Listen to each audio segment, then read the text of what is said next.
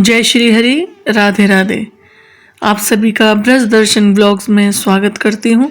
मित्रों, माघ मास यानी कि जिसे शास्त्रों में सर्व पाप नाशक और सर्व फल प्रदायक कहा गया है, तो क्या आप जानते हो कि माघ मास का एक एक दिन भी यदि श्रद्धा से व्यतीत किया जाए तो जन्म जन्मांतर के पाप नष्ट हो जाते हैं।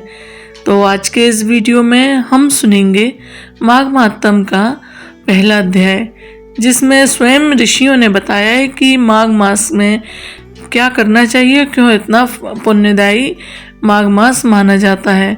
तो वीडियो को अंत तक जरूर सुनिए, क्योंकि अंत में एक ऐसे अत्यंत गूढ़ रहस्य के बारे में बताया गया है।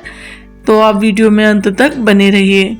एक समय श्री सूत जी ने अपने गुरु श्री व्यास जी से कहा कि गुरुदेव, कृपया करके आप मुझसे माघ मास के महात्म्य को कहिए, क्योंकि मैं आपका शिष्य हूँ।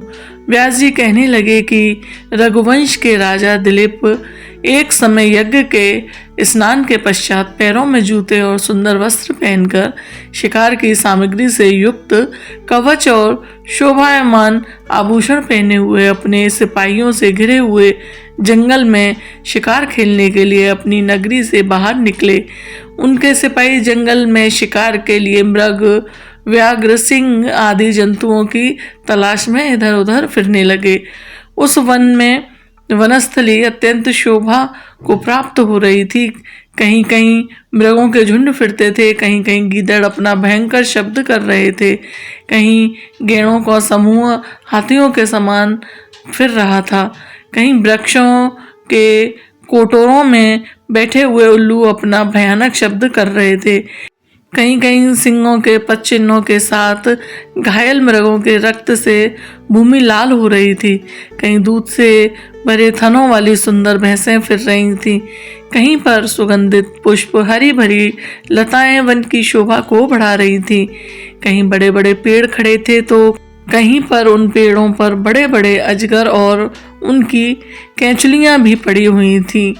उसी समय राजा के सिपाहियों के बाजे की आवाज़ सुनकर एक मृग वन में से निकलकर भागने लगा और बड़ी बड़ी चौकड़ियां भरता हुआ आगे बढ़ा। राजा ने उसके पीछे अपना घोड़ा दौड़ाया, परंतु मृग पूरी शक्ति से भागने लगा। मृग कांटेदार वृक्षों के एक जंगल में घुसा और राजा ने भी उसके पीछे वन में प्रवेश किया, परंतु दूर जाकर मृग राजा की दृष्टि से ओझल हो निकल गया और राजा निर्जन वन में अपने सैनिकों सहित प्यास के मारे अति दुखी हो गया। दोपहर के समय अधिक मार्ग चलने से सैनिक थक गए और घोड़े रोक दिए।